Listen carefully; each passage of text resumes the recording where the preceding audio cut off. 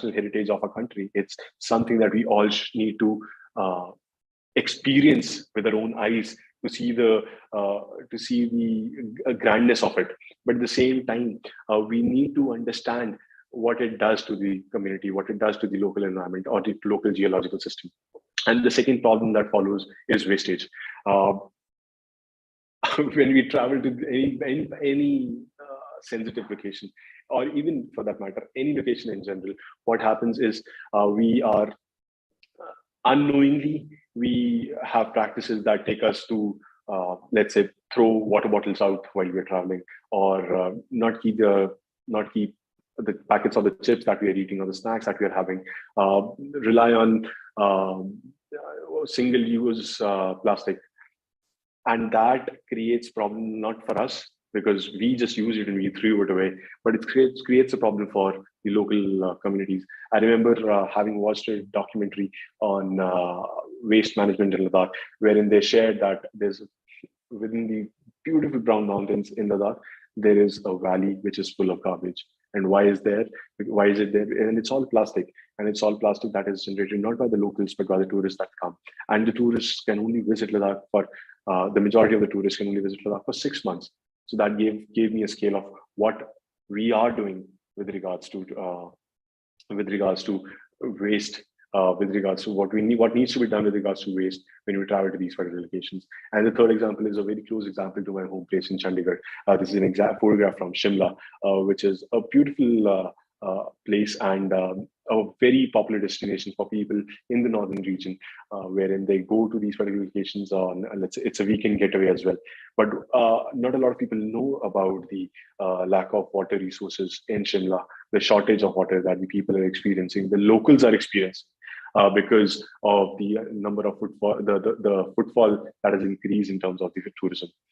So we need to be very careful of how we are traveling, where we are traveling, and what are we doing with it.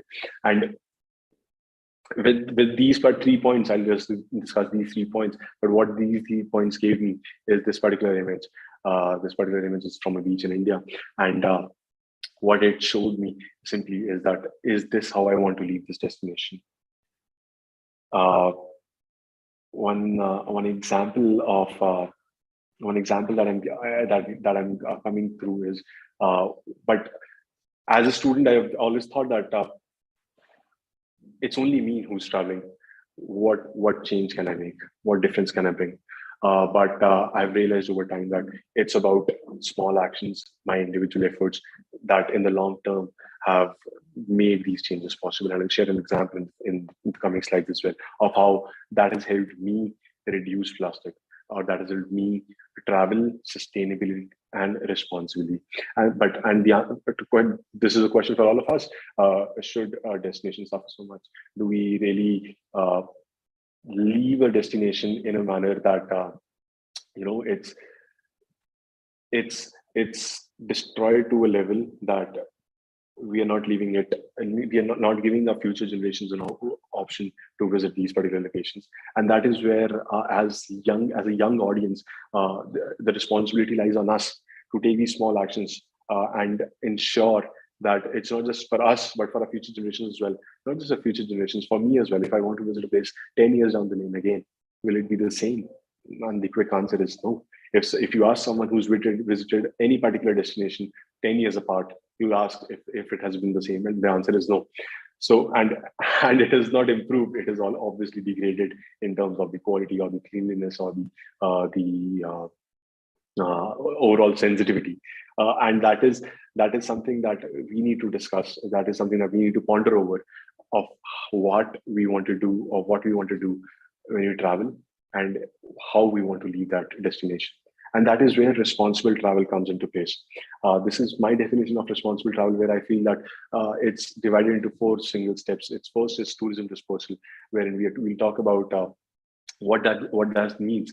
As I shared an example of a particular location in Mumbai or in Ladakh. Why can't I travel 10 kilometers extra, find a spot where there's not a lot of travelers there, but has a better view, at the same time create a livelihood opportunity for that place? Why can't I think along those lines? It's about saving the environment, as I said. These small efforts about amenities of plastic, reusable amenities, using less of plastic. All of these small steps are going to help me save the environment.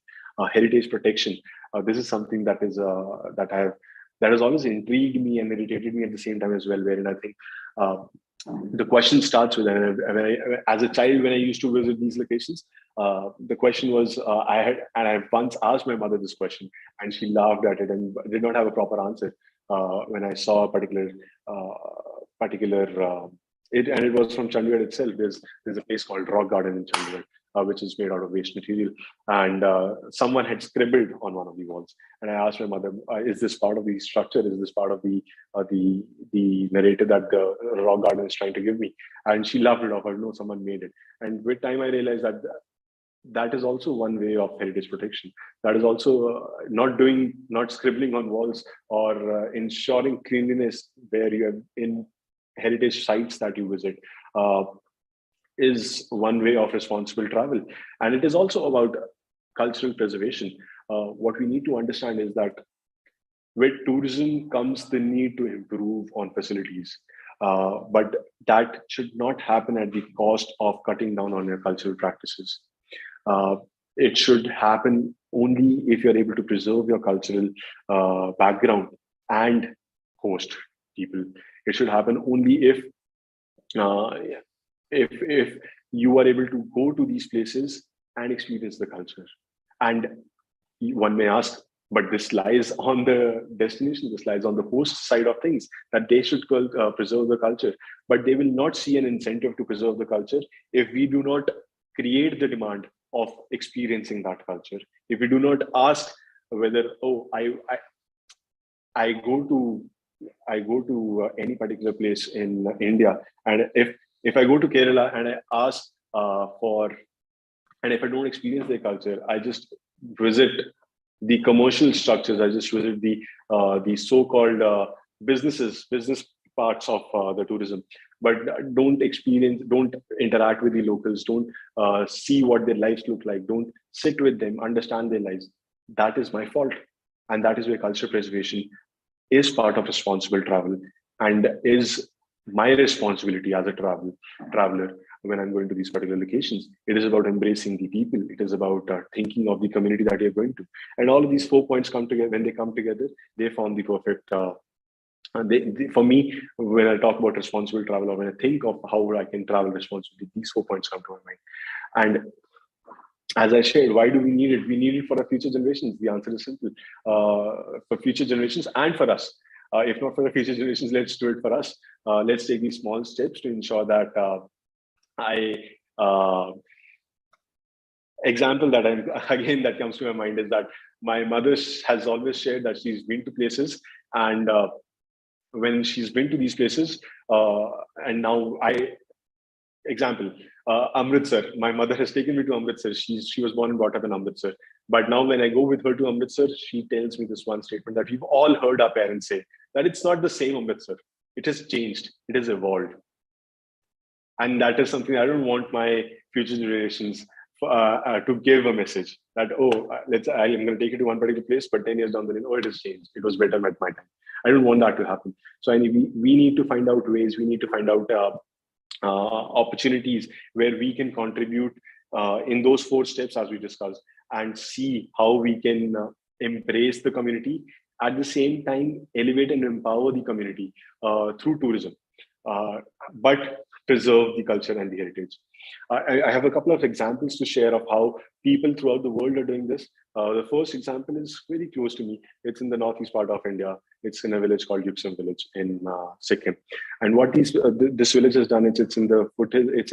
It's a starting point for trek to the Kanchenjunga peak, and it's part of the Kanchenjunga National Park.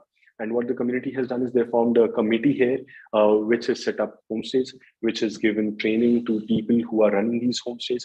At the same time, has promoted the travelers that are coming in to stay in these homestays, experience the local culture, provide livelihood opportunities, and help these communities further in development. So, for example, one of these homestays, they set up a homestay with bare minimums in the first year, but 2 years down the lane, they had a significant amount of earnings that they were able to reinvest back into the homestay and make it a better homestay. At the same time, it's not about, when I say they made it a better homestay, they did it in a format of bringing big beds or something.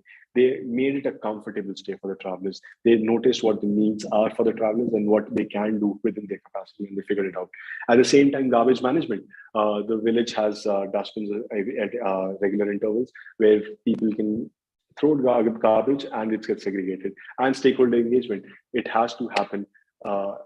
It is not possible for any destination to be a sustainable destination, for any traveler to be a responsible traveler, if all the stakeholders are not engaged, if all the stakeholders are not brought in and they're not consulted while taking these decisions. And a clear example of this is, let's go global. The second example is of Palau. It's the world's first sustainable destination. This is a very tiny island with a very small population, but it caters to 5x the time of the population in terms of tourism every single year. And the people soon realize that this particular step is taking away their natural resources. So they, as a community, took initiatives to ensure that travelers that come in have a sustainable stay. And what they did was they made a Palau pledge. So when you're traveling to any particular to Palau, you have a pledge that you get a stamp on your passport that says that this is the Palau pledge, and you're signing on it. At the same time, what it means is that you choose to travel sustainably. You choose to avoid plastic. You agree to living in these places and experiencing the local culture with the local people on a day-to-day basis. And that is something that has set up an unprecedented example for the whole world, the tourism industry throughout the world to follow. And I'll recommend all the youngsters there to go and check out what the Palau Pledge looks like. And finally, this is something that we at GHE have been doing in the past 10 years. We've had impact expeditions wherein travelers from around the world have come to different parts of the Himalayas and electrified remote communities. So it's not about just going to the community, living there and coming back. It's about what we can give back to the community. How can we help the community? And at the same time, how can we empower the community? How can we ensure that when we are leaving that community or that particular place or that particular destination, how can we leave it better? And this is what we've done here at GHE. We've been able to go to remote locations throughout Himalayas, install solar microgrids so that the villages or people who've not had electricity earlier now have electricity, and they now can cater to travelers. They're now upscaling from a basic setup of homestay into something different that I'll show shortly. And that is something that I particularly believe, and we here at GHE and in general, the tourism industry is moving forward to as well, wherein we think that you go to any place and the motto should be leave every place better. To what is your footprint look like? It has to be a positive footprint, and that is what we are doing as well. And as I shared, these villages that were initially electrified and started setting up homestays, they have now been developed into carbon neutral homestays. So the image that you see here is one from the Siachen Valley. The mountains that you see in the background, the snow-laden mountains, snow-capped mountains are the Siachen is the road to Siachen Glacier. And this particular house that you see is the last house until this year. It was the last house where any tourist could go. And this house is the only house in this village. And the owners there have set up homestays. They've set up carbon neutral homestays. And what does that mean is that these are boutique accommodations. Now, as I shared, it might take time for these communities to develop, but once they develop, this is how a carbon neutral homestay would look like. This is how they would reinvest back into the homestay, make it a better, comfortable stay. At the same time, keep the elements of the local tradition throughout as well. If you see over here, there's a wooden table which is part of the traditional culture. They want to keep plants inside for oxygen because it's at high altitude, and they're doing that. So they're trying to embrace new practices for hospitality. At the same time, we as travelers need to ensure that we visit such accommodations throughout India. to support them so that they can improve on these facilities that they're able to provide, and help in tourism disposal, as we started with. And while doing that, this is what it looks like. These are the, if as a responsible traveler you choose to stay in any of the homestays that you travel to, these are the different SDGs that you touch throughout.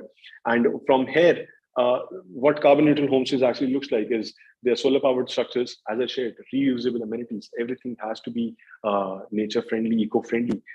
Instead of using water bottles, why can't we refill our water bottles? And that is where water filters are placed inside all of these homestays. These are passive solar homes so that they stay warm even during winters. And farm to table experiences. It's about organic cooking. It's about organic food. And what it means is that there are greenhouses next to the homestays. You go pluck whatever vegetables you want to cook. The host will help you cook those vegetables. Have that experience. What an experience is it to pluck out carrots at 11,000 or 12,000 feet altitude and cook it for yourself. An experience for a lifetime. And solar water heaters. So if you need water, it's locally sourced through clean energy by solar water heaters. And this is the impact that these carbon neutral homestays have had, wherein initially this was the amount of 5,000 kgs, the amount of carbon emissions that you were generating as a traveler if you were visiting any of these locations. But if you stick to 7 of those elements that I've just shared and find any particular accommodation that caters to at least 4 or 5 of those particular points, you can reduce the carbon emissions. You can travel more sustainability, more responsibly, and reduce your carbon emissions. And that to move and to add on, the next initiative that I want to share about is Astro Stays.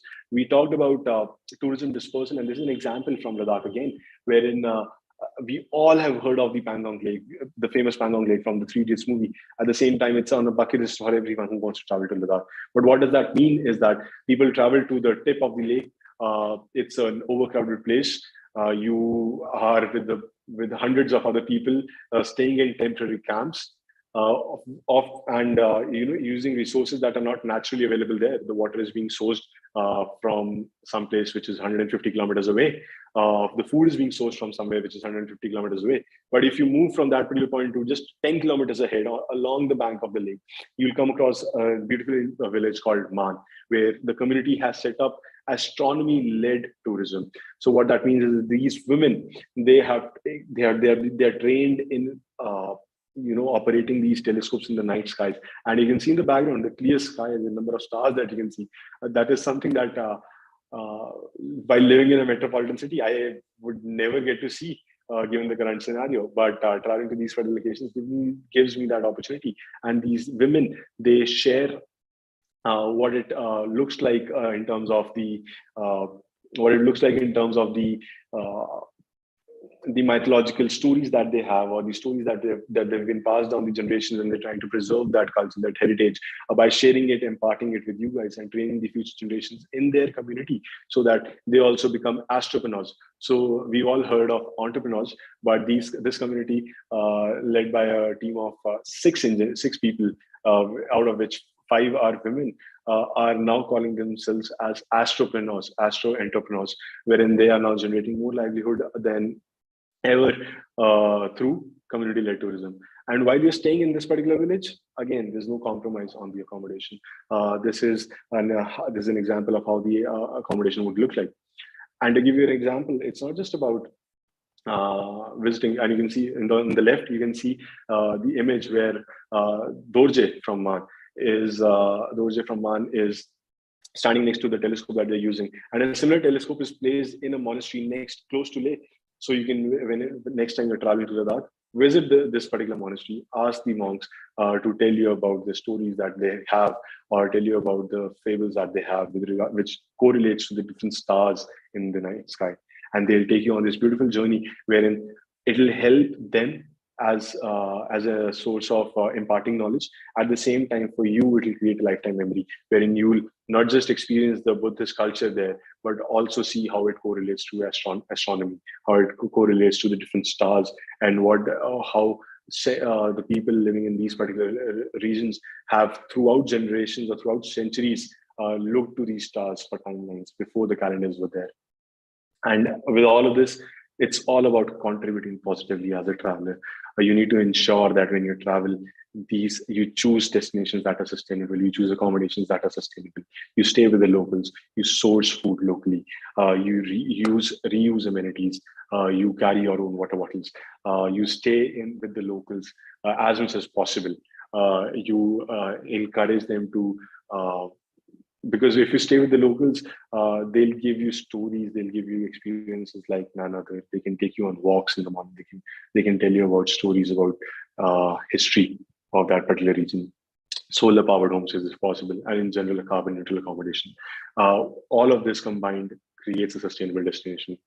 And if you choose, even out of the 8 different elements that I mentioned here, if you choose 5 or 6 different elements, that would be enough. That would be a good start. You start with one single element today, and that's a start. I'd say, and I'll congratulate you if you make a decision today. Okay, and this is somewhere I'm traveling in the next 2 weeks, and this is one decision that I'm going to take in a positive direction about leaving a positive footprint.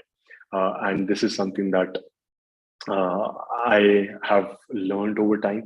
This is something that I've experienced over time, and that is something that I wanted to share today as well. And the next question comes: what can we do as a traveler?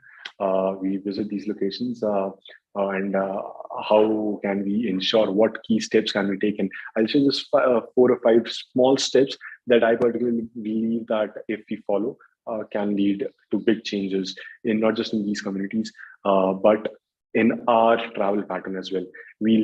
Because once you visit these communities, it's about educating ourselves with their culture, familiarizing with the habits of of their lives, understanding the challenges that they face, understanding how the food that you're getting on a plate has come. And once you do that, it's beautiful. It's a journey like none other, and that is something that I've experienced, and that I would love each and every one of us through this session who joined this session to explore India, but in a responsible manner.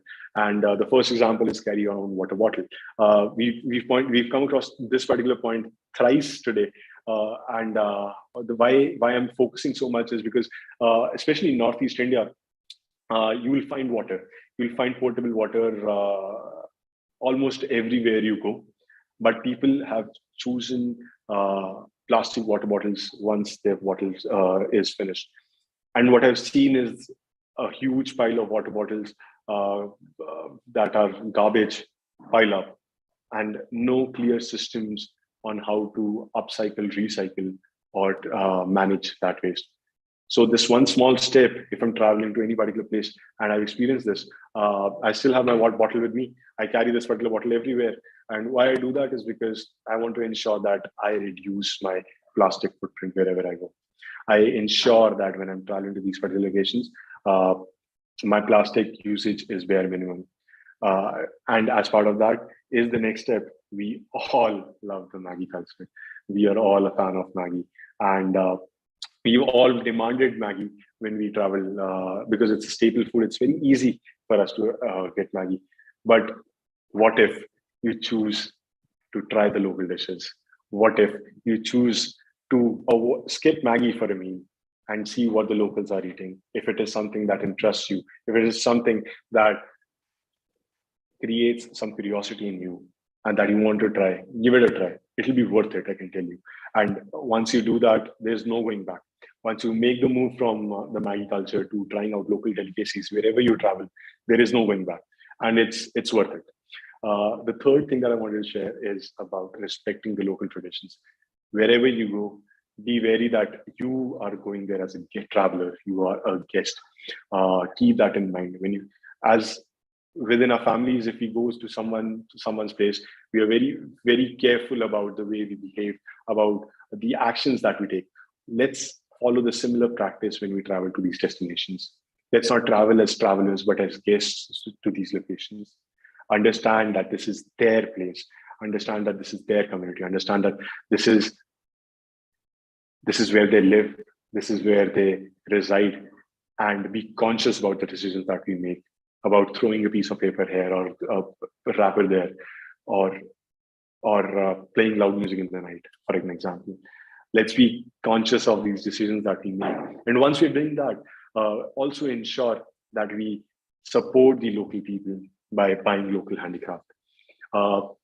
One simple example that I would like to give you that I've experienced just 1 month back is I bought a balancing grasshopper, which was a wooden balancing grasshopper that I found, and it costed $250 for one single grasshopper, and it's a very beautiful piece of handicraft which you can just balance on the tip of your finger, and it stays there, and it's a handmade product.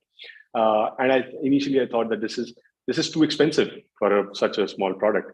I came home, I searched online, I found the same product online for more than $20. Staying at home, I would have chosen to buy that product online. We don't mind spending loads and loads of money, tons of money on products online, rather than supporting these local initiatives on a local level when we travel to these places. So next time you travel to a place, make the choice of visiting a handicraft place that is locally sourced. Meet people who have been working on preserving these activities or these talents for generations and support them. One small step for you. The example is very simple. I brought that grasshopper home. I showed it a couple of friends, and they also wanted the same. The next thing I did was I called up the person that I bought it from. I had his number. I told him, "Can you ship these?" And he's now figuring out a way to ship. For my friends, they're saving money. For that particular person, he is making money. And that is what one single simple step means. One small initiative of buying local means. And the last thing that I wanted to share with you guys is carry your waste wherever you go. I've made this a habit of the past 5 years that if I'm eating, for example, I'm traveling and I have a packet of biscuits that I'm carrying as a snack with me, and I've eaten it, and I don't find a dustbin nearby or a place where I can probably dispose it of, I put it back in my backpack. I have a bag with me always, or I always have one pocket in my my attire that is empty. Why not use that? Why not keep it there? At the end of the day, you'll definitely go to a place where there will be some proper mechanism of disposal for waste. Why not hold your waste until then and dispose it off there rather than just throwing it on the way? For trekkers, this is an example where where trekkers who travel responsibly always have a garbage bag with them. So they carry their garbage along with them from the start, complete the trek and come back and then dispose it off. And that's a very small step. It's a very, what does it take for you to not throw that wrapper out, keep it in your pocket or your backpack? What does it take for you to not throw it on your trek route, but keep it with you and then bring it back? Nothing. But what it does for the local community is it eases down the pressure on them for cleaning the place. It eases down the pressure on the local flora and fauna that is already tackling waste management, that is already tackling climate change. And with this, I feel that these are just 5 simple examples that I wanted to share, that I feel that start with one, and it's a start. It's worth it. It's enough to start with one. And that is what I'm here to share with. And become a sustainable traveler, become a responsible traveler. Travel to these places, travel as much as you can. Find places next to a hotspot. If you find an example of Shimla, if you're traveling to Shimla, why not visit some place nearby, Kufri, Thiog, any place. Find places that you can travel to. And once you do that, you're not just supporting the local economy, but creating a new experience for yourself as well. And that is where I would like to end this conversation for any questions that we have. And that is something that I wanted to share about responsible travel in general as well. Thank you.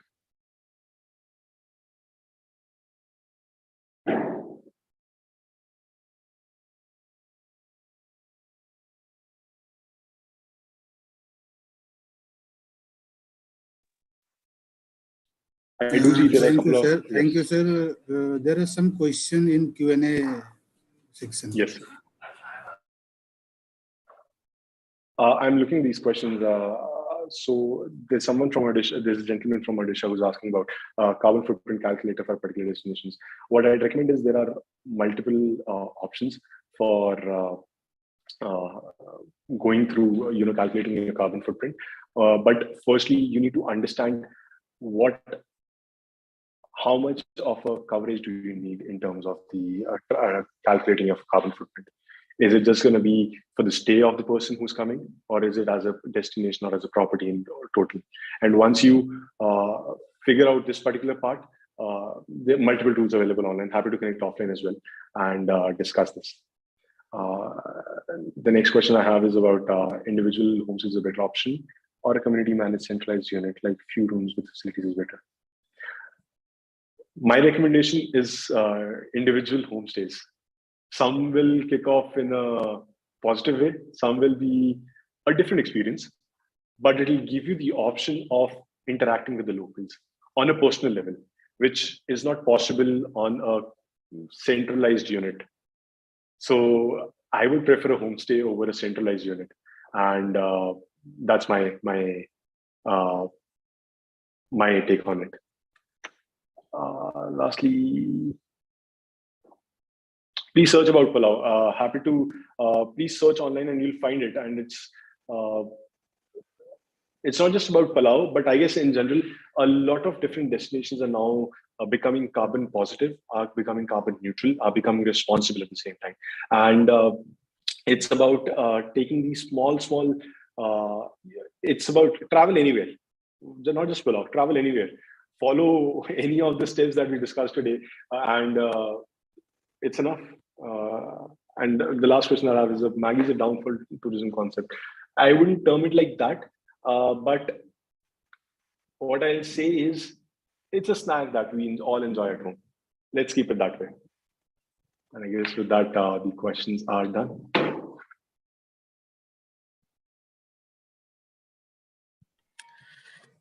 Thank you very much, Vishal sir. That was really, really, really very important. I mean, message you have conveyed today to all our audience. And thank you to all the students who have attended today. I think you have got something interesting to follow when you next travel somewhere. You will have a look in you will be looking it in a different way. And with this, we should end the session now, and you people please go and join the quiz which is waiting for you now. It's already open. So have a nice day and enjoy your weekend. With that, thank you.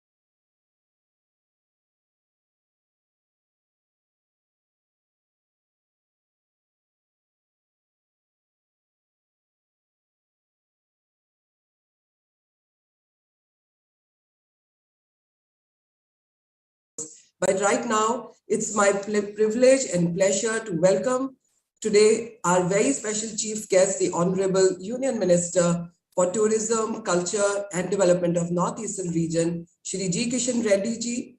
And we have secretaries from different ministries, including our own secretary as the host secretary for the event today. And we'll meander and show you Incredible India as we go along in its various dimensions. And therefore, wishing all of you a very special day from Incredible India, all the stories of Incredible India and Incredible Indians as we go along on the National Tourism Day. And we are, of course, hoping that all of you are keeping safe, keeping healthy, wearing your mask, keeping the social distancing, and getting vaccinated. Now, why is tourism so very special in India? I must tell you before we move on with the program that in India, in the last 6 years, it's been heartening to see the organized efforts of the government actually taking India from the rank of 65 in 2014 to 34 in 2019 in the Travel and Tourism Competitiveness Index of the World Economic Forum. The foreign tourist arrivals in India just before COVID, of course, COVID has been playing the blip, but The foreign tourist arrivals in India registered a growth of 7.3% from 2014 to 2019. It's also a sector that brings employment to people, and almost 15% citizens of our country have direct and indirect employment in the sectors of travel, tourism, and hospitality. It's a sector that's growing. It's a sector of incredible opportunities. And what are those opportunities? And that's why we have very different people coming in from different ministries, secretaries leading their departments and bringing to us the opportunities that Incredible India brings today. At this juncture, I would like to welcome Shri Arvind Singh Ji, who is Secretary Tourism, Government of India, for his opening remarks. Mr. Singh is an officer of the 1988 batch of the Maharashtra cadre. He's a student of economics, so he understands the economics of tourism really well. I can tell you guys that. He's also worked in various parts of Maharashtra. He's worked in central government at different levels before handling the current portfolio. In fact, just before he came in here, he was the chairman for the Airport Authority of India. And that's a crucial sector for us, because what is tourism without travel?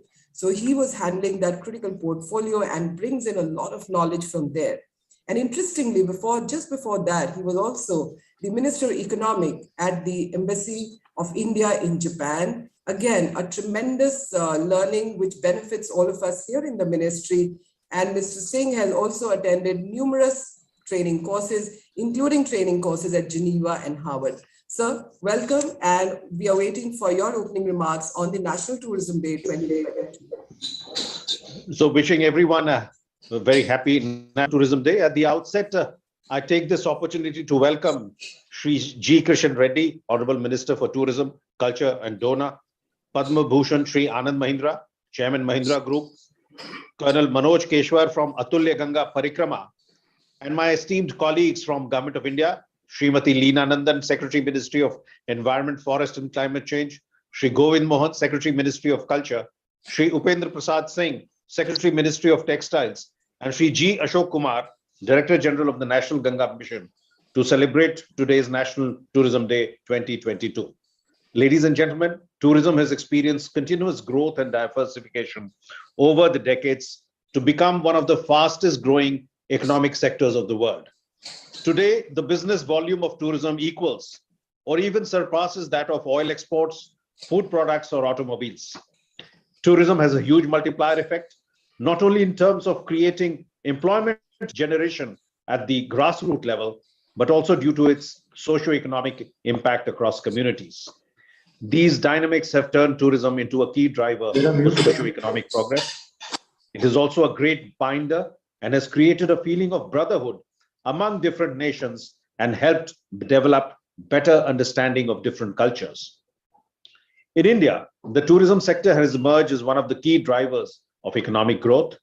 Tourism promotes national integration and makes citizens aware of the beauty and rich cultural heritage of our great nation. It also promotes inter-regional relationships and encourages cultural pursuits by providing support to local handicrafts.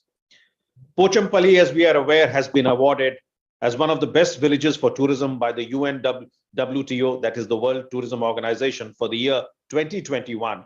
And it has inspired us to celebrate the National Tourism Day 2022, recognizing rural and community-centric tourism. As we all know, rural communities are custodians of indigenous natural and cultural heritage, and also have an inherent ability to coexist with natural ecosystems. It is important at this juncture that rural communities and landscapes are leveraged to develop and promote sustainable tourism development models.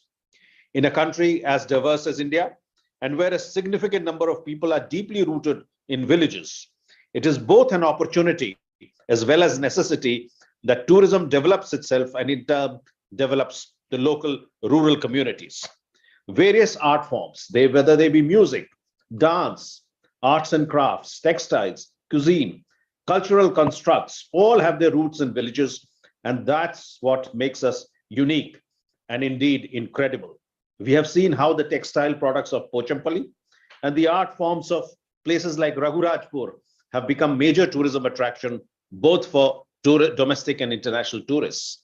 So it is essential that such models are replicated in other parts of the country to bring the economic benefits of tourism to local communities, to generate employment, and to bridge the cultural divide between urban and rural spaces. Tourism in the last 2 years has suffered the world over, including in our country, due to the ongoing pandemic. We are going through a third wave, which the country has been able to tackle well due to our very successful vaccination program. While international tourism will take some time to start, domestic tourism has been doing fairly well, and we are expecting that businesses will reach their normal levels. Notwithstanding the current blip, will reach its normal level very shortly. To conclude, I would like to wish everyone good health and reassure all stakeholders and participants that the Government of India is with you and we join hands to restart and reboot tourism. It is important that development through tourism is sustainable, responsible, and inclusive. And I'm confident that if we all join hands, we can emerge stronger and more resilient to cope with the challenges that confront us. I once again wish you all a very happy National Tourism Day and hope to see the tourism sector set again on a path of recovery to reach even greater heights. Thank you. Jai Hind. Thank you, sir, for setting the context and also setting the stage. And at this juncture, once again, Rashtriya Paryatan Divas 2022. What is so special about Incredible India? The textiles of India is something that we're going to showcase the next, because experiential tourism, dear friends, has emerged as a major segment across the world. And India, truly incredible in its various tangible and intangible traditions, is a country that is, you cannot, they say, finish seeing everything that India offers in one lifetime. And how true that is, we shall show you as we go along the program. But bringing to us the story of textiles and how textiles of India, which are part of our history right from the Indus Valley civilization down till now, and the use of 300 plus natural plants for colors and dyes, where do you get these kind of traditions anywhere in the world? And bringing, therefore, that splendor of textiles today with us is the Secretary, Textiles, Government of India, Shri Upendra Prasad Singh ji. Welcome, sir. And sir is from the 1985 batch of the Indian Administrative Service. He's from the Orissa cadre, and that's a state for such a strong textile tradition. So it's a pleasure to have you with us, sir. He's a graduate and a postgraduate in engineering from the IIT Kanpur. After that, held various positions in the state government and in the central government, in the water resources and river development, in petroleum, natural gas, and a lot of other portfolios. So he is enriched with a lot of multidimensional understanding when today he heads the textile ministry. And we look forward to your sir, experiences and how do you see textiles and tourism coming together? Thank you very much. Good morning to everyone.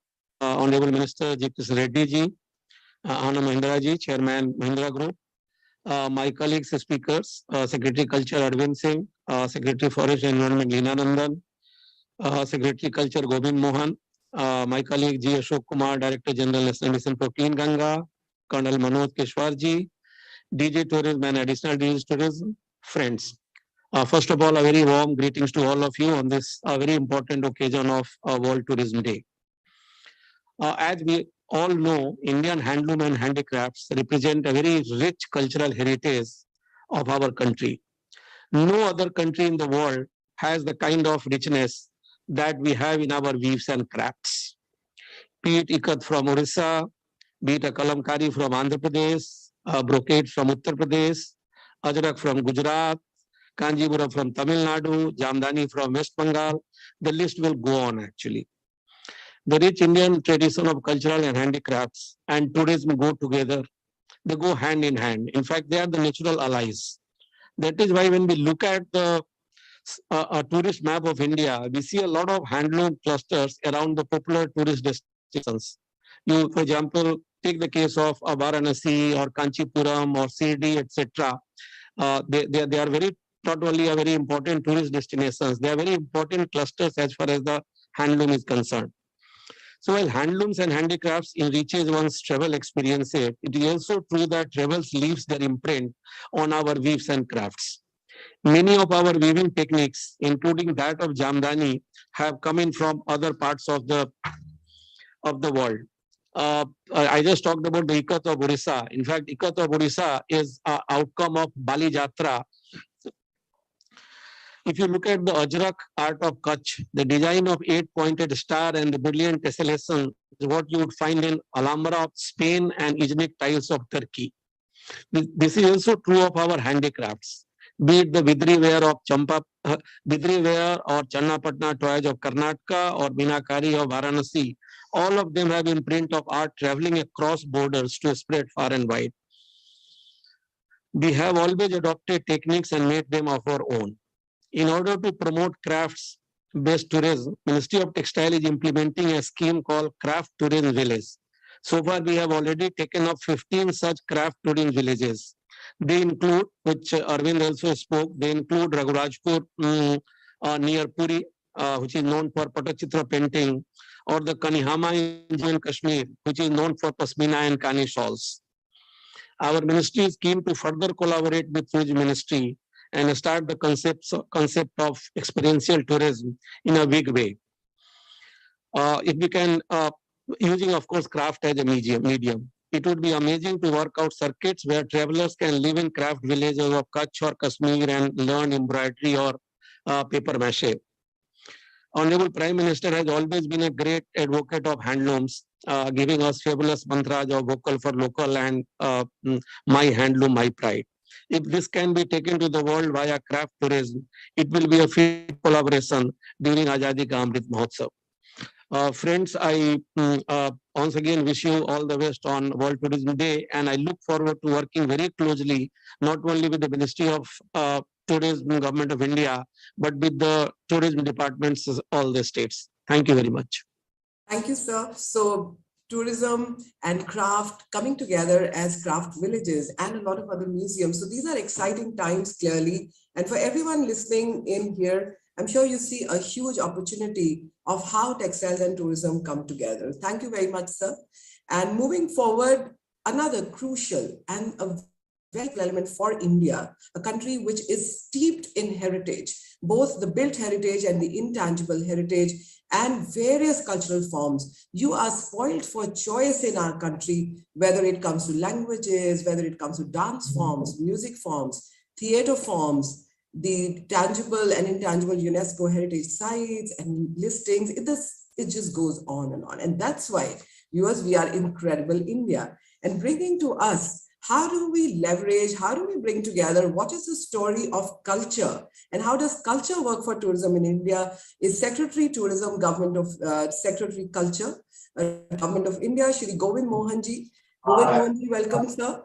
And we look forward to your address to us. But before that, I'm going to tell the viewers the very extensive experience that Shri Mohan brings amidst us here today. He is from the 1989 batch of the IAS. He belongs to the Sikkim cadre, which incidentally is the only organic state of India. And it is also a state that is right up there for homestays, which is a very crucial part of tourism. But today he represents culture. He's also a student of the IIM. So he went to the IIM Ahmedabad, and I'm sure he's bringing in a lot of competencies from there as he takes the culture ministry forward. He's an engineer before that. He's worked in the ministries of finance and has handled very interesting portfolios, as he has also been the Minister Economic in the Indian Embassy at Washington. He's also been in the Cabinet Secretariat. He's handled a lot of public-private partnership issues in the PPPs and FDIs in the DEA. And they say that, you should normally have an apple a day to keep the doctor away. In Mr. Mohan's case, he can't do that because his wife is a doctor.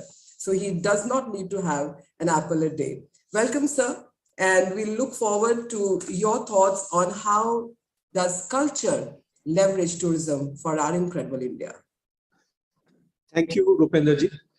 Honorable Minister for Tourism, Culture and Donor, Honorable Shri G. Kishan Reddy ji, my senior colleagues, Shri Arvind Singh ji, Secretary Tourism, Shri Upen Singh ji, Secretary in the Ministry of Textiles, Srimati Leena Nandanji, Secretary in the Ministry of Environment Forest.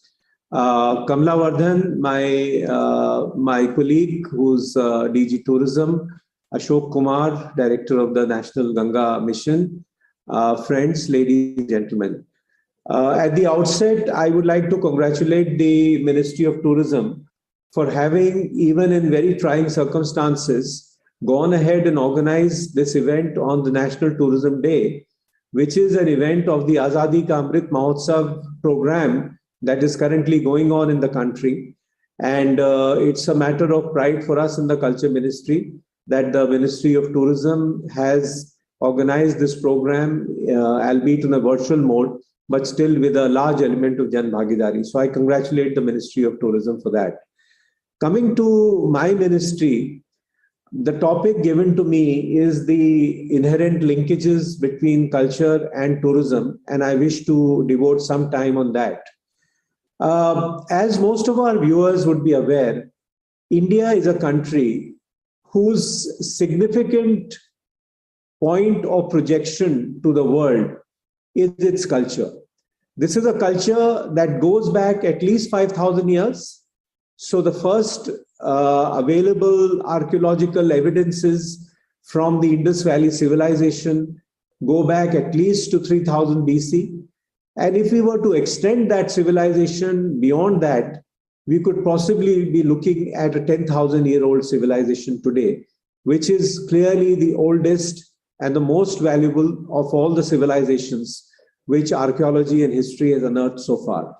So we are a very old civilization. We have also the earliest literary compositions found anywhere in the world.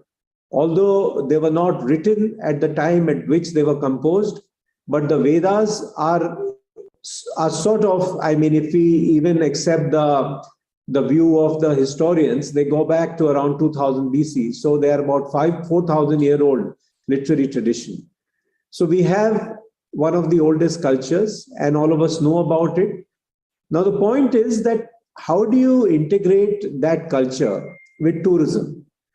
So here we have some ideas which I would like to project to this audience. First of all, if we just look at the archaeological heritage that India has, we have about 4,000 protected monuments of the ASI and about 38 UNESCO World Heritage Sites. This is clearly one of the highest number of UNESCO sites anywhere in the world. Apart from that, at a very easy count, we have more than 1 lakh unprotected monuments, some of which are of ancient heritage, and most of them have immense tourism potential. Now, just to give you some examples, there is Dholavira, there is the Ajanta Caves, there is the St. Thomas Church, Ellora Caves, the Martyr Sun Temple, the temple in Khajuraho, the Brihadishwara Temple, the Qutub Minar. All of these are monuments which go back at least 1,000, 1,500, 2,000 years, and they have huge archaeological importance, but besides that, they have a huge tourism importance. On top of that, we have India is the home to some of the greatest philosophies, whether it's Buddhism, whether it is Jainism, whether it's Sikhism, whether it's Sufism. And there are huge number of sites which are associated with these philosophies. The Tourism Ministry has already incubated the Buddhism circuit. Apart from that, we are also now thinking of having a freedom circuit. We can have circuits around the other philosophies that were given birth to in this great land. And that itself becomes a great point for selling tourism. Many people, if there is a circuit available with good connectivity, not only people who follow that faith, but people otherwise also would have an incentive to visit those places, to see those places, and to learn about those philosophies that were there in this country. We also have in this country a huge heritage of temple architecture. Some of the finest temples, some of the finest religious monuments anywhere in the world were made in this country.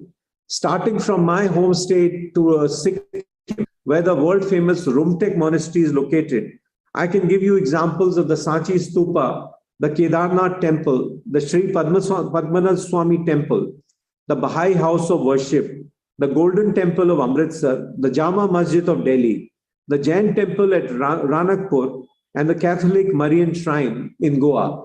All of these are superb examples of temple architecture, which again have huge tourism value. Coming to some of the more intangible crafts, the music of India. As you are aware, some of the biggest gharanas, as we call them, but essentially institutions of music, have found place in India. So going back to the Samaved, coming to the Natya Shastra, then to Dhrupad, Khayal, the gharanas of Agra, Banaras, the Carnatic Museum, the gharanas of Patiala, Kirana, and Gwalior, all of these have found their place in the pantheon of music globally. All of them are housed in India, and all of them have the potential to attract a lot of tourists. The classical dances of India, some of the biggest dance forms anywhere in the world are to be found in India. India also is the repository of the highest numbers of dance forms, including folk and tribal. That again is a tourism opportunity.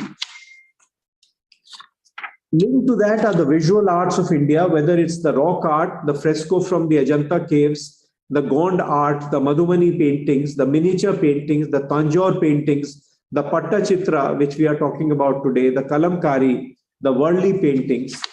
Going to the festivals of India, some of the biggest festivals are celebrated here. Then the crafts of India, the Secretary Textiles has already spoken about the handloom and handicraft legacy. All of these constitute a huge cultural repository. Now, the only issue is that how do you convert them into a tourism opportunity? How do you add value to them, giving them the sort of the importance that they deserve from a tourism point of view, from an economic growth point of view, from a job creation point of view? So that is the challenge. And through the medium of the National Tourism Day, that is an issue on which we need to debate. That's an issue on which we need to find strategies. Tourism Ministry and the Culture Ministry are already working on the prospect of developing 1,000 monuments, maybe through the Monument Mitra scheme, maybe through other schemes, but making these monuments the epicenter of tourism in India, the epicenter of job creation and economic opportunities. So the essence of what I was trying to say is that we have one of the oldest cultures. The facets of those cultures are manifold. The attraction of those cultural facets is I would say unparalleled anywhere in the world. And the challenge is that how do we integrate them with tourism? How do we integrate them with a value opportunity which can attract a lot of people? And on that, the ministries will continue to work together and find creative solutions so that in the days ahead, in the years ahead, during this Azadi Ka Amrit Mahotsav, we are able to take that cultural legacy, showcase it to the world, and make it a potential for the creative economy that India deserves and that India should have. Thank you very much.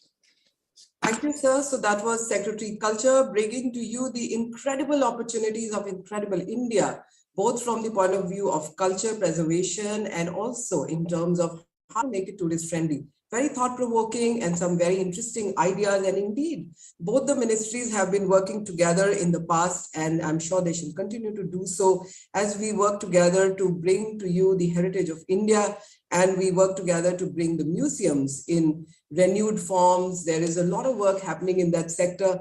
In fact, I must share with all of you that on a direct basis, the Ministry of Tourism in the last few years has invested close to 10,000 odd crores in bringing you tourism infrastructure.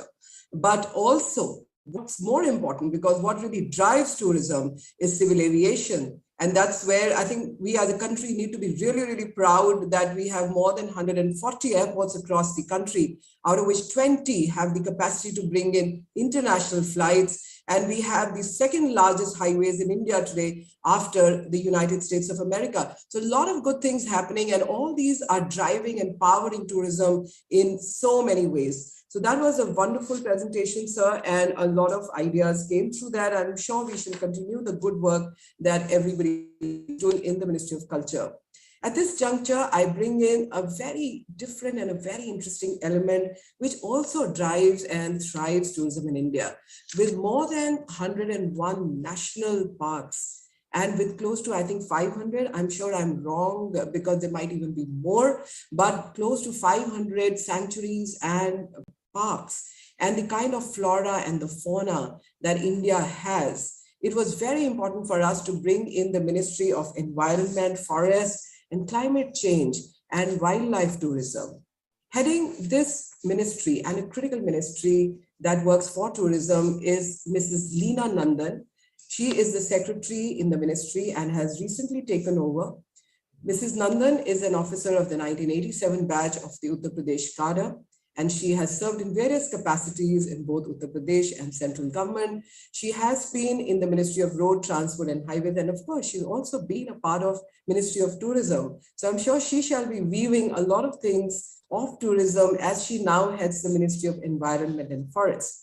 Mrs. Nandan is a graduate in English from Bihar, from Patna University, and went on to her master's in Development Management from the Asian Institute of Management at Manila, Philippines. She has written 2 books, the first one titled How to Placate an Angry Naga and Finding One's Feet in the IAS, which she has co-authored with her husband, Shri Jivesh Nandanji. Both the books have been published, and the first one by Penguin and the other one by the Wisdom Tree. So clearly she's been doing a lot with herself. Welcome, ma'am. And we look forward to your thoughts on how we should be weaving environment, forest, as we take in the 21st century India further ahead from the perspective of tourism.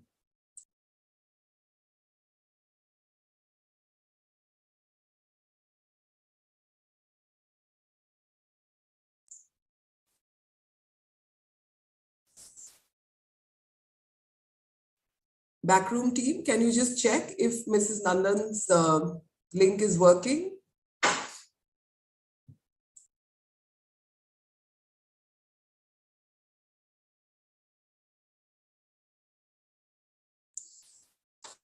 So I think she's experiencing some technical glitch, and therefore we'll move on with the program at this juncture, and probably she'll join in once again. The link seems to have dropped, but we'll go back to that one later. At this juncture, therefore, I'm going to take you meandering along the beautiful Ganga, Ma Ganga, and the so many other rivers of India. India has been known for being a riverine civilization because a lot of our earlier civilizations in all parts of the country have been along the rivers of India, the mighty Brahmaputra, Ma Ganga, Yamuna, Godavari, Krishna. Again, in India, you're spoiled for the rivers too. And heading the National Mission for Clean Ganga on development of tourism along River Ganga is G. Ashok Kumar. He's the Director General there. Ashok belongs to the 91 batch of the IAS. He's from the Telangana cadre, and it's a pleasure to welcome him here today. Incidentally, Ashok and I had shared Sikkim as a space from the point of view of election that was conducted in 2014, and that was another beautiful state from the tourism perspective. Ashok has been doing tremendous amount of work in the government. He's worked in the civil aviation. He was instrumental in setting up India's Aircraft Accidents Investigation Bureau. He's also a winner of the Telangana Excellence Award in 2018 and the Jal Mitra Award in 2002.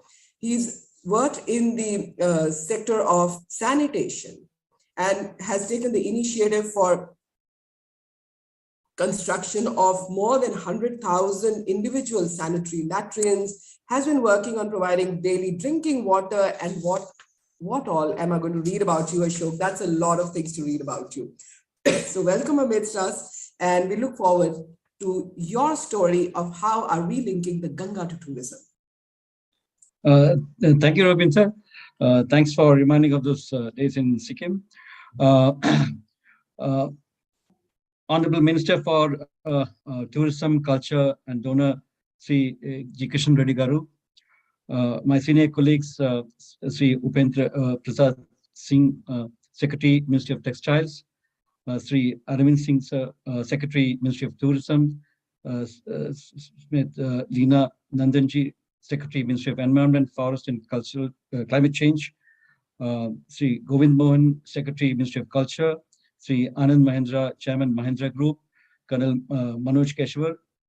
My close friend, Sri Kamalavan Rao, DG, Ministry of Tourism, and all the participants in this webinar. My greetings on the occasion of the National Tourism Day 2022.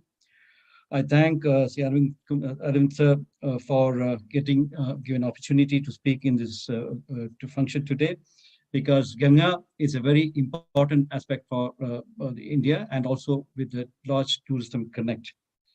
Incredible India and Aditi Devo Bhava are the two buzzwords of Indian tourism. What makes Incredible India attractive to Aditi? Each one has a different take because they have different tastes. With its vast area, ancient history, India has many things to offer to all of them in her repertoire. People look for unique experiences, fun and happiness, inner peace, serenity, serendipity, spirituality. Some are attracted to nature, the mystic and the snow-clad mountains, the sun-kissed beaches, biodiversity. Some fall for arts and culture, history, heritage, and mythology. Some are interested in adventure sports like trekking, river rafting, wildlife, beaches, and cuisines, etc. The Ganga Basin has it all, except the beaches and the sea. Although all rivers are important, Ganga holds a very special place as it symbolizes the collective faith and sentiments and conscience of 1.3 billion people. When it traverses a distance of 2,500 kilometers from Gomukh in Uttarakhand to Gangasagar in West Bengal, it offers a treasure of historical legacies, social, cultural, and traditional heritage, ecological diversities, etc., in all the sites that it cuts across. The river is linked to the Astha of the country. No river in the world can invoke the feeling Gangaji evokes. Hindi mein bolte hai, itke kankar, kankar mein shankar hai. It is a link with the past, present, and the future. It is a bandhar of mythology, Mahabharata, and Ramayana. The towns on the banks are replete with history, old universities, forts, battles, wars, our own freedom movement. We also have Ayurveda, beads, cuisines, trekking, rafting, adventure sports are part of it. If these can make heaven on earth, we also have the gateway to the actual heaven, Kashi, Benares, the oldest, the longest living civilization in the world, acknowledged even by the saints. So Ganga has a lot of this to offer. But what are the minimum requirements for these Adithis who want to come? They expect cleanliness, probably good water, good place to stay, good food, good guides, and good accessibility. That's what Namami Ganga seeks to provide. In 2014, when the government of India launched the Namami Ganga mission for the holistic rejuvenation, restoration, and conservation of Ganga Basin, it adopted a multi-sector approach to achieve these features. The four strategic interventions were the Nirmal Ganga, the unpolluted flow, the Aviral Ganga, the unrestricted flow, and Jan Ganga, people river connect, and the Gang Ganga, the research policies and knowledge management. We have tried to achieve the Nirmal Ganga by trying to clean the water, by trying to stop the dirt, the sewage water which is coming in, by treating it and putting it in the river. We are also joining hands with the Swachh Bharat mission to keep the river clean from the litter which comes in. As a part of the Ardha Ganga, we seek to provide the connect to people and the river and the water in the river.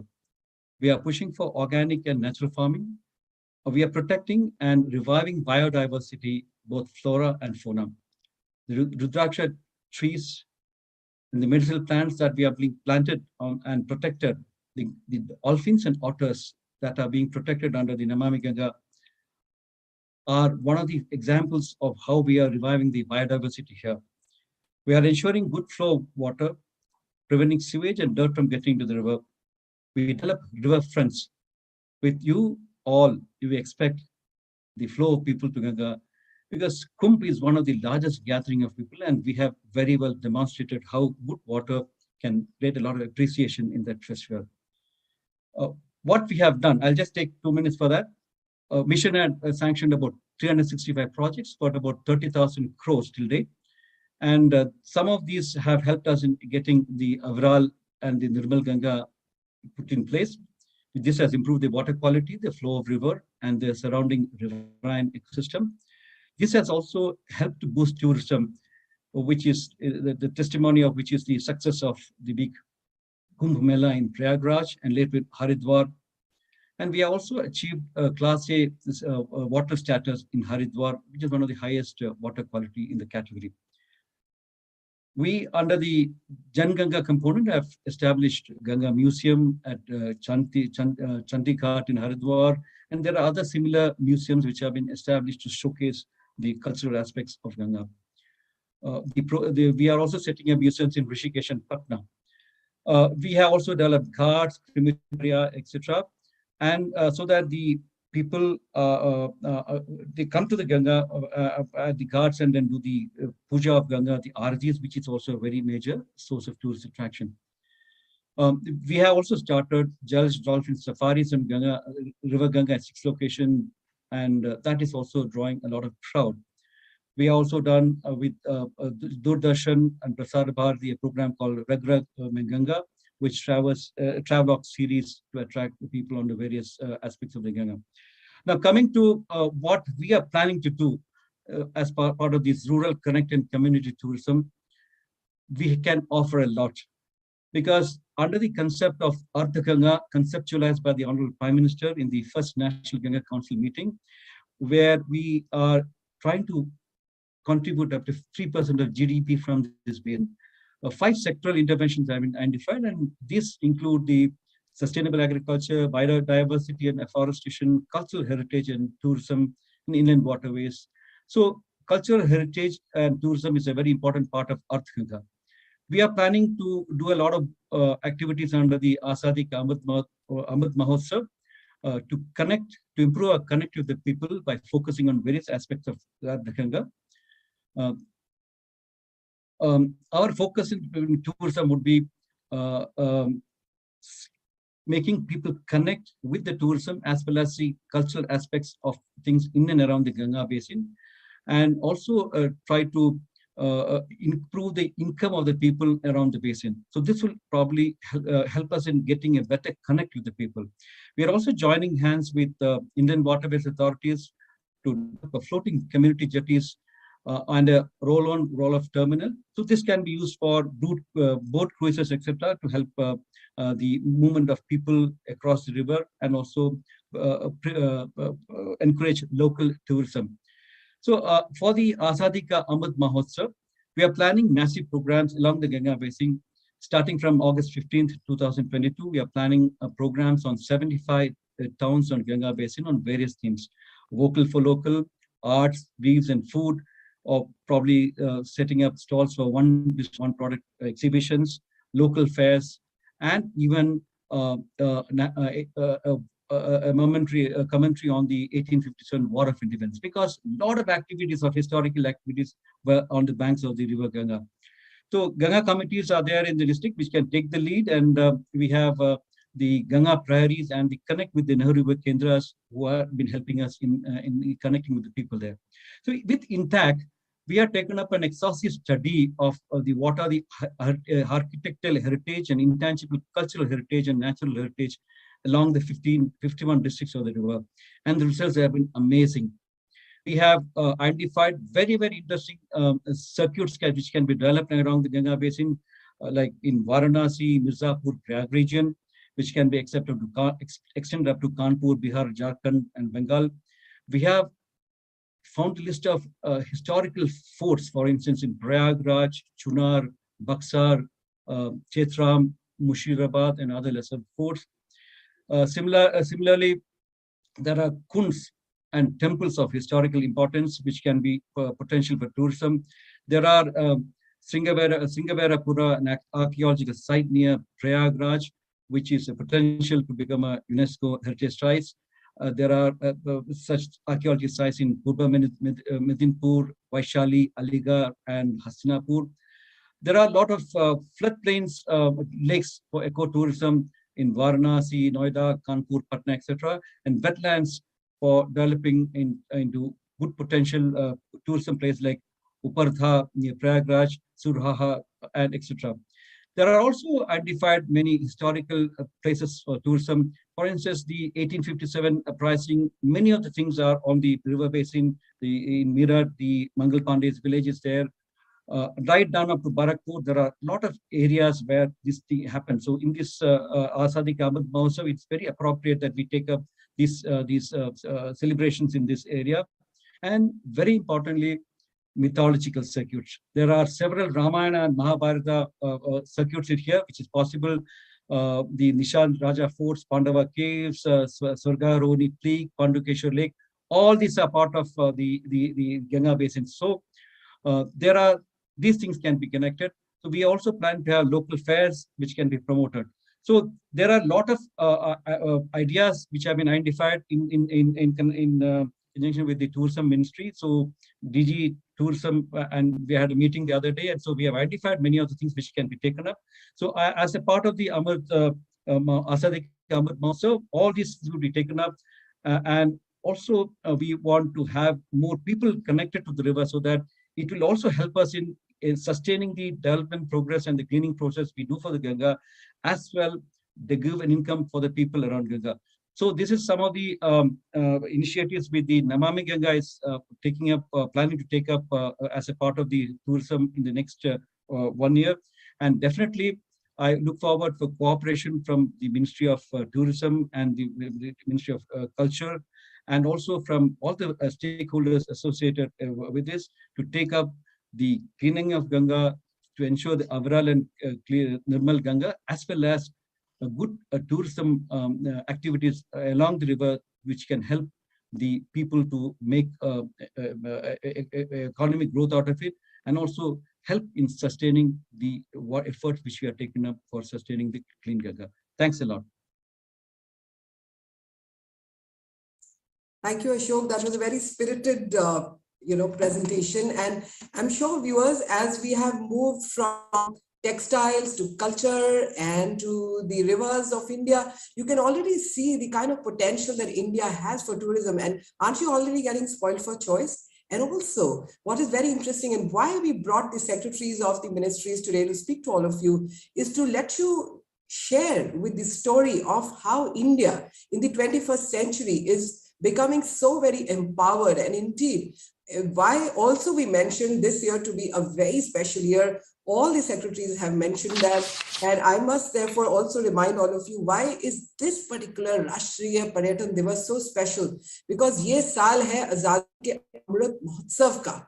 12 मार्च 2021 को माननीय प्रधानमंत्री जी ने flag of किया था आजादी के अमृत महोत्सव की celebrations, and all of us are trying to do that much more. So much has happened in the last few years, and therefore we are urging everyone that just do that little extra more to make sure that our dream of having the Atmanirbhar Bharat indeed gets fulfilled really, really quick.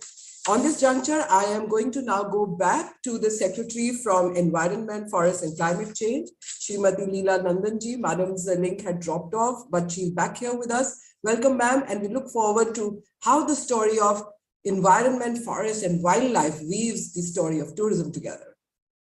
Thank you. Good afternoon and namaskar to Honorable Minister, Tourism, Culture and Donor, my colleagues from Central Government Ministries, distinguished participants of today's National Tourism Day, ladies and gentlemen.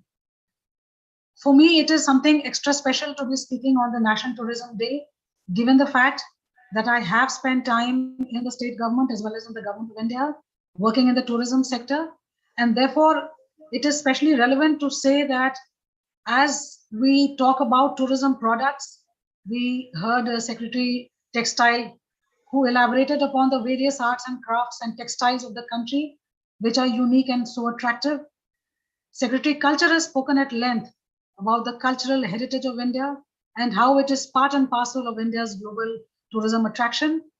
So too is the case with our Environment and Forest Ministry, and recognizing the fact that ecotourism is such an intrinsic part of the country's conservation program as well as tourism plans. This ministry has come out with very detailed ecotourism guidelines, which were issued in October 2021. These are guidelines which really spell out the vision of the ministry of how we can develop, how we can join hands. All stakeholders can work together to tap the ecotourism potential of our country, given the fact that with 981 protected areas, and these include tiger reserves, sanctuaries, marine zones, all of these go up to make the tremendous biological diversity of this country. The vision of this ministry is that we have to be able to involve all the stakeholders, right from the communities which work, which live in these areas, and the ability for their livelihood opportunities to be strengthened through responsible and sustainable ecotourism, to the entire vision of the tourism ministry as such, to fully tap the ecotourism potential of the country. What we envisage is that there is a tremendous opportunity for us to join hands.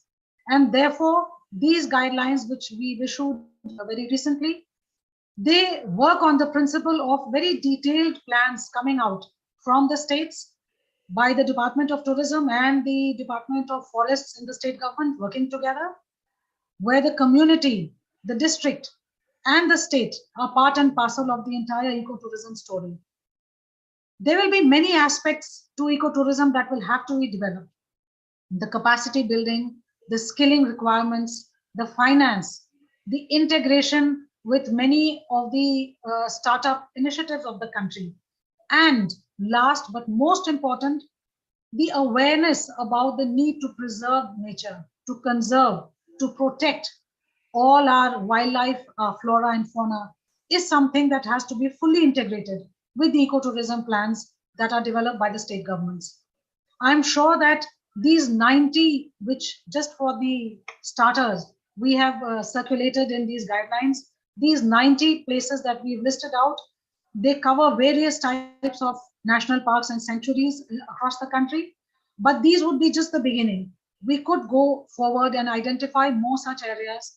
And given the fact that many of these are somewhat remote and far-flung, how we can harness the power of technology to properly capture the value inherent in these ecotourism sites and to bring them up to the discerning tourist will be part of the plan that has to be developed. The other part, which takes care of the conservation and protection aspect that is so intrinsic to this ministry's responsibilities, is also something that has to be mainstream. And therefore, here I would particularly appeal to all the stakeholders of the tourism sector, the tour operators and all those who are part and parcel of the tourists' experiential aspect. They have to be fully in tune with the country's objective of eliminating plastic, of reducing pollution and controlling the aspects of noise pollution, especially in the wildlife parks and sanctuaries. So this has to be integrated with the plans that are developed at the local level, district level, and state level. And I'm sure that once we come together on a platform, we could energize all the different stakeholders so that this vision of tourism being harnessed in its full potential can be realized by all of us working together. So let me conclude by saying that it is a pleasure for me to be a part of the webinar today on National Tourism Day. And certainly this ministry would be very happy to work forward and to work with the tourism ministry and all the stakeholders in tapping the tourism potential of our ecotourism sites, but in a manner which is responsible, sustainable, and inclusive. Thank you very much. Thank you, ma'am. That was indeed, I think a lot of it came from the heart, viewers. Don't you feel that? I think, ma'am, the fact that you were here and therefore your linkage, and I am told by everybody here that part of your heart still lives in tourism. So it's been really wonderful hearing from you and looking forward to a lot of work together. Indeed, as ma'am said, not only are we supposed to take tourism forward, but how to do it in a sustainable way, how to make sure that the communities and everything else that nature has given us is not desecrated as we go along. I think these are very important points that ma'am has raised, and we look forward that in this very special year that we celebrate the Azadi ka Amrit Mahotsav, we shall not only drive tourism, but do it in a sustainable manner. So thank you, ma'am, for your participation, and we look forward to a continued engagement with the Ministry of Environment, Forest, and Climate Change. Now, at this point, we wanted to bring in a very different aspect, and we are switching over to a participant who ministry supported last year. And he and 5 of his comrades, they are all from the army. These are people from the armed forces. And how the citizens of the country are coming together and are changing the India, the Naya Bharat, the 21st century India, the Atmanirbhar Bharat, all that. How the citizens are adding value to that is indeed a learning that all of us got when we sponsored this program led by Colonel Manoj Keshwar and his comrades. They not only went around the Ganga, but they did so by walking afoot, 5,530 kilometers of the Ganga walk. And what was so fascinating and why we thought it made a great idea from the tourism perspective to sponsor this part of their journey was that they started walking from 16 December 2020 and finished the walk on 23rd June 2021. And as they walked along the banks of the Ganga, the locals, the local villagers, the rural India, that group of people that would join in, that part of India which became their host as they journeyed along, as they walked along. They made a lot of videos, we kept pushing it out on social media, and it became a phenomenal journey of going into the heart of India. And therefore, it's a pleasure to welcome you today, Colonel Mike Keshwar. And before I call upon you to actually make your presentation, the group also made a short film on their journey. There's so much that they had to show. It cannot do justice in the time that we have here for them, but let's do whatever we can. So welcome Colonel Manoj Keshwar, and let's have the film first on Atulya Ganga Parikrama, Team NEGD.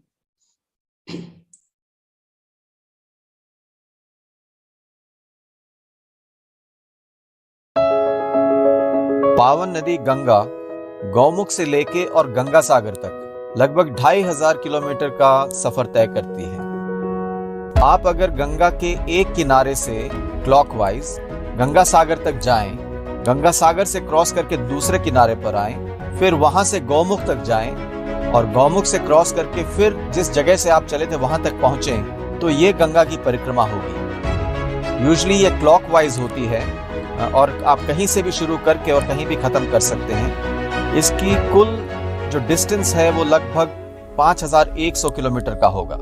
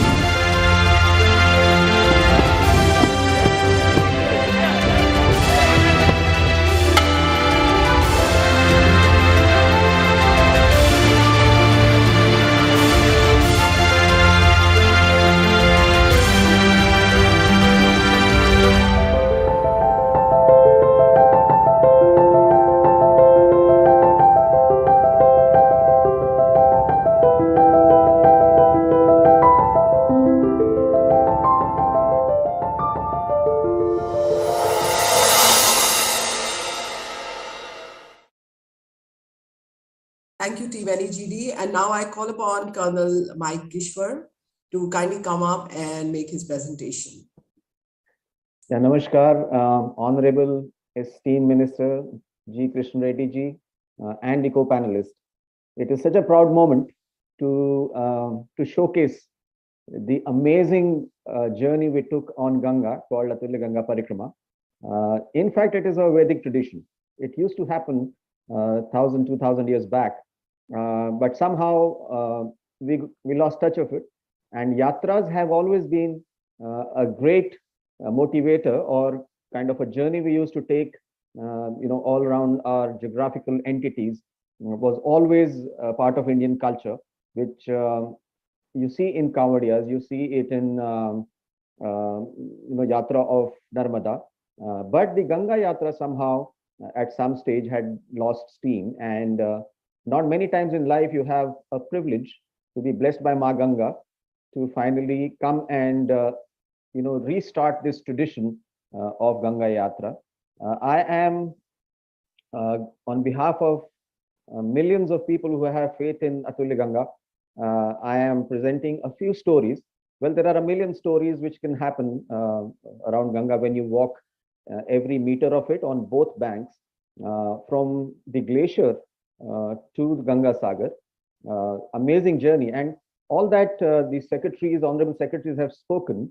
Well, we were fortunate that we were able to weave all those aspects in this one single yatra, which is called Atulya Ganga Parikrama. Let me just take you through a small presentation on this whole journey that we took. I'll just share the screen.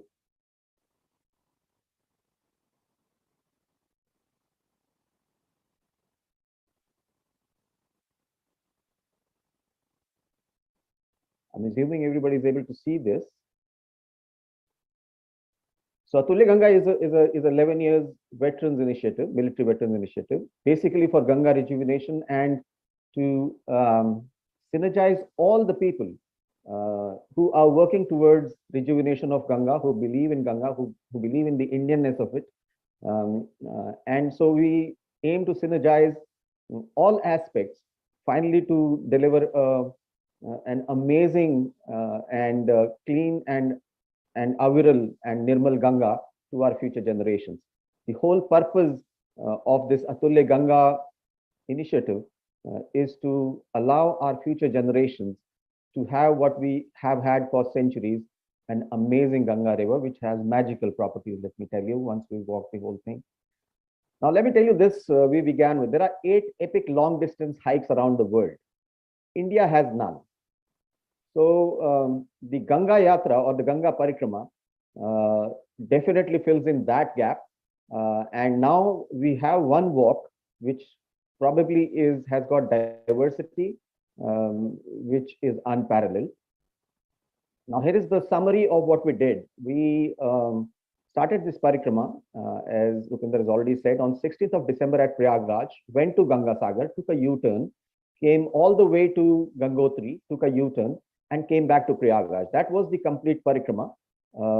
Anything ahead of Gangotri was not allowed because of second wave at its peak, but we had 2 to 6 permanent walkers, 150 relay walkers, and over 1 lakh people joined us on various stages of the Yatra and walked with us for Ganga.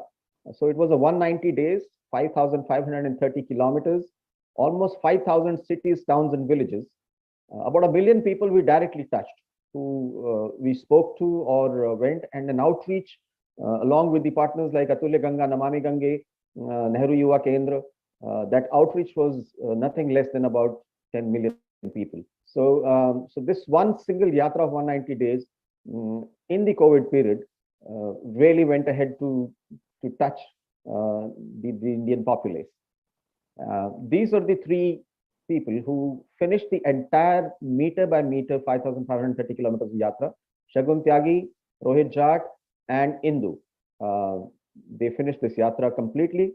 Rest of us did 90%, 80%, 60%, 10%, 5%, but they all did join in this yatra. Let me take you through these aspects. When we stepped out of Prayagraj, this was one place where very clearly says what is Ganga. ये भारत की आत्मा है, गंगा हमारी माता है. This is what the Indian culture believes, that the soul of India is through Ganga. The civilization of India is through Ganga, and it's our mother. You know, as we moved along, there was massive love of the people. Somebody presented us Gita, somebody welcomed us in their homes, as if, I don't know, we are messiahs of, Ganga, or personally sent by Ma Ganga to visit these people. People organized cultural programs for us, and the youth connected with us through NCC. A lot of senior military officers took initiative to bring in the NCC to come and walk with us and to learn why these veterans who have served their life on the borders are now moving around on Ganga. And that's an initiative a lot of these senior officers thought that, as an example, all our NCC youth should see. So here we have General Inderbalan, General Manjeet, Savji Bhai Dholakia, the famous diamond exporter. They all came and joined this idea of Atulya Ganga Parikrama. In lots and thousands of numbers, people came and heard us on this Ganga. There were amazing experiences of camping along Ganga. There were experience of this Ganga Doli, which we had unique experience to follow her path from Mukba to Gangotri, and then the kapat, or the doors of the holy shrine, were opened right in front of us, and that's the day we reached Gangotri. So it was coincidental, or was it ordained? But that's what happened. As you go through Bengal, you actually have the vibes of Chaitanya Mahaprabhu, the Bhakti movement, and as you move around, you will see these people completely devoted to Chaitanya Mahaprabhu's teaching and the vibes of the Bhakti movement. Then this is one very simple thing. I explained to some sadhus that, we're taking this parikrama, and they all bowed to my bonnet of my car, to have that faith. And this tells you how amazing faith people have in Ma Ganga. There were unique experiences like the one you see here, from the kingfisher catching its morning catch to teal guys and foxes, and you see all of them routinely. You see this ancient irrigation system in which people are getting the water to their fields through some ancient systems. There are initiatives and stories of people who are on the Ganga belt. DIG Sunit Rai has created a Shaurya 1, basically to make sure that the Ganga doesn't erode the banks. They have created forests there. And of course, people keep warm in the morning through these.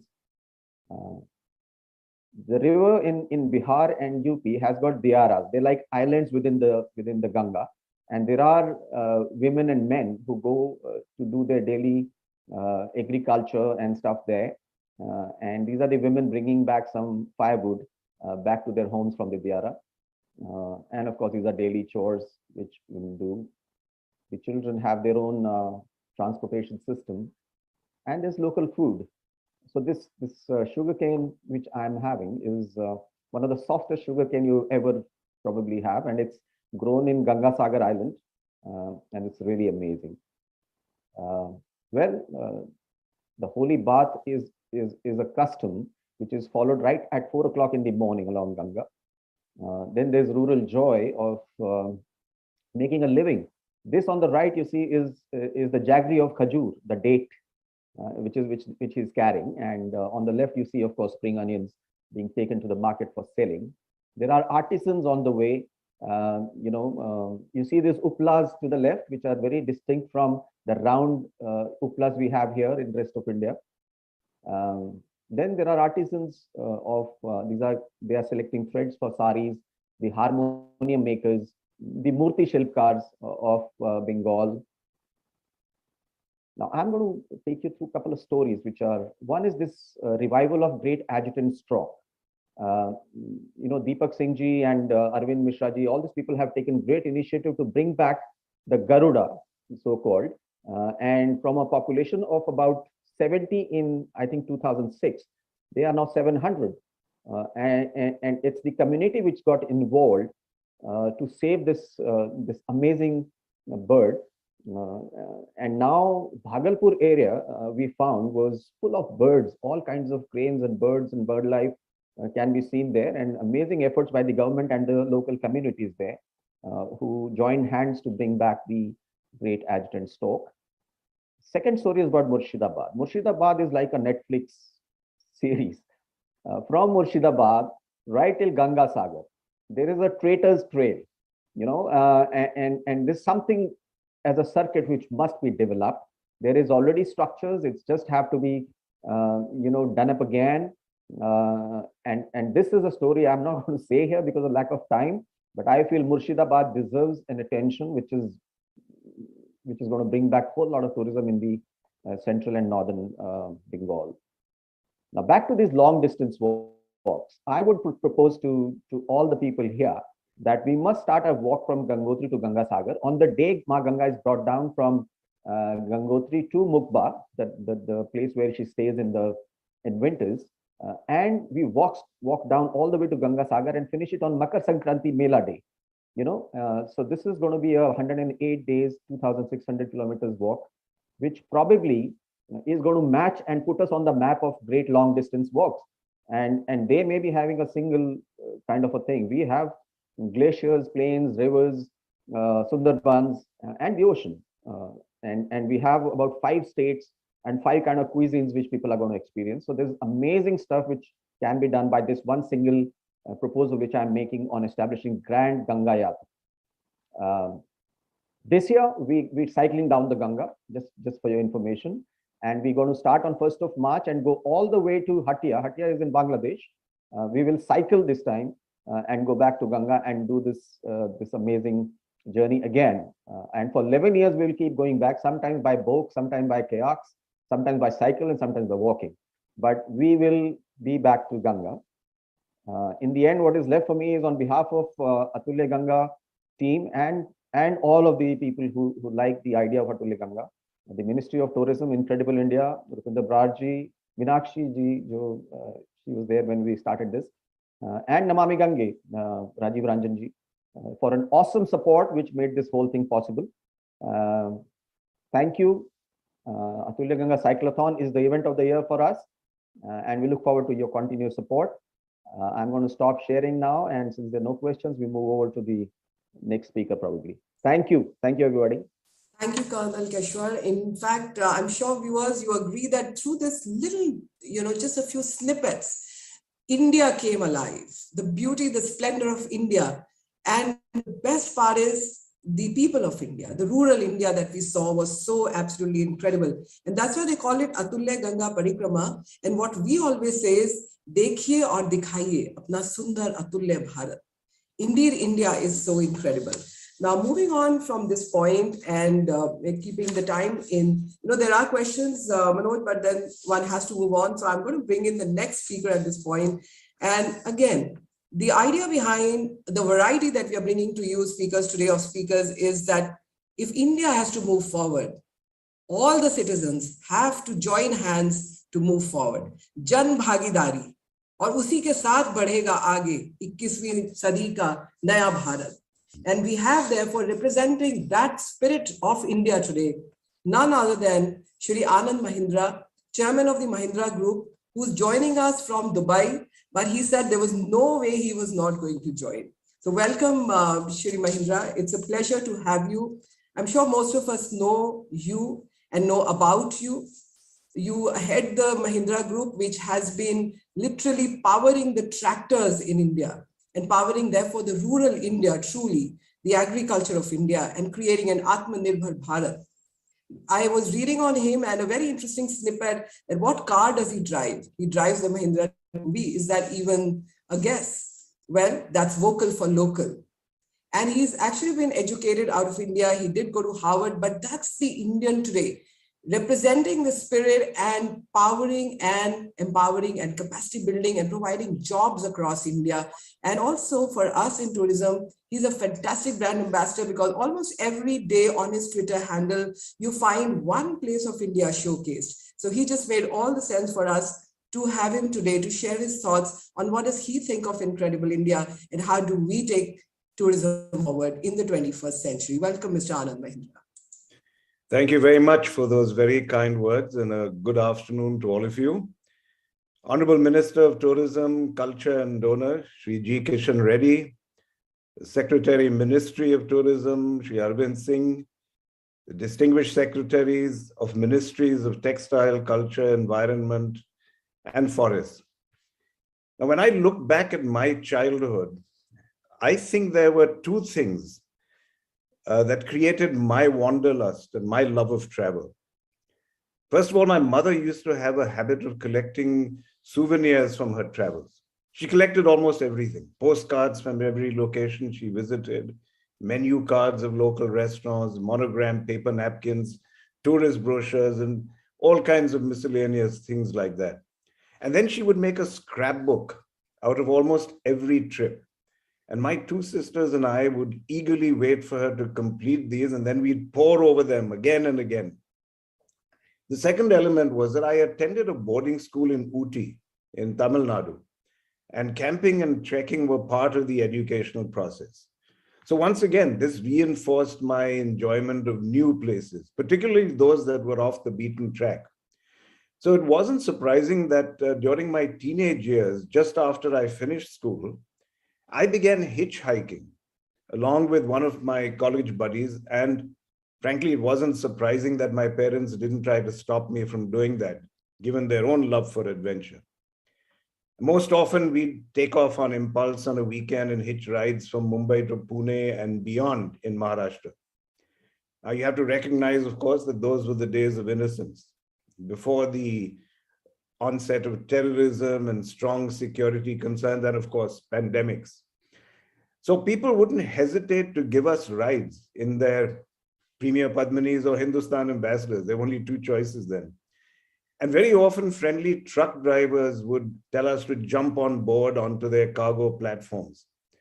And I distinctly remember the most colorful memory, or maybe I should say sensory memory, was hitching a ride on a truck with a cargo of beedies, with the strong aroma of the cargo. And I think at the end of the trip, I suspect we might have inhaled the equivalent of several packs of beedies, but I'll never forget that memory and that aroma. Now, when I was in college in the US, as you observed, in 1975, I took a leave of absence for a whole semester to do a photography project. And I traveled all around India, taking state transport buses. I spent Diwali in Amritsar at the Golden, this kara, which I still wear. And I was on a bus to Madurai when the great leader Kamraj expired. And I remember witnessing the profound, almost uncontrollable grief that the citizens of the state were undergoing. You got a sense, I got a deep understanding of India and its people from that trip. But let me fast forward to more recent years when I began to afford much more comfortable holidays, as it were. And my family and I have experienced premium, innovative experiences that Indian hoteliers have devised. So I've really seen both ends of the experience spectrum when it comes to traveling in our great country. And I think that illustrates one important fact. India is for everyone. It has incredible travel experiences for people both on modest budgets, as well as for those looking for the height of luxury. And this idea of comprehensiveness, completeness extends even to the range of terrain and climate that India offers. You can indulge in skiing trips in magnificent Gulmarg, or you can take splendid boat rides in the backwaters of steamy tropical Kerala. So therefore, seen from the perspective of a travel menu, as it were, I think India is more of a continent than a country. And it's therefore no surprise that the tourism industry generated, I think, about 6.8% of India's GDP in 2019. It supported 8% of total employment. So it's a major growth driver. But there's one more powerful benefit of domestic tourism. It's not just a potential employment generator and money spinner, but it's a very, very powerful vehicle for national integration. Let me share one of my favorite anecdotes. When we opened the Goa resort on Varka beach of Club Mahindra, I was there for the opening. And I remember lolling about in the swimming pool, and I could see that on one end, there was a boisterous Punjabi family The other end, there was another family from the south speaking in Tamil. There was a local Goan couple, and there was a family that had come all the way from Kashmir. So the fact is that when I looked at this, I remember telling the head of the resort, I said, can we start some kind of Facebook for Club Mahindra visitors? Can we create some kind of online connectivity between alumni of visits to the hotels? Because I just had this wonderful sense that if they all kept together, what if all those families in that pool kept together all these years? They kept in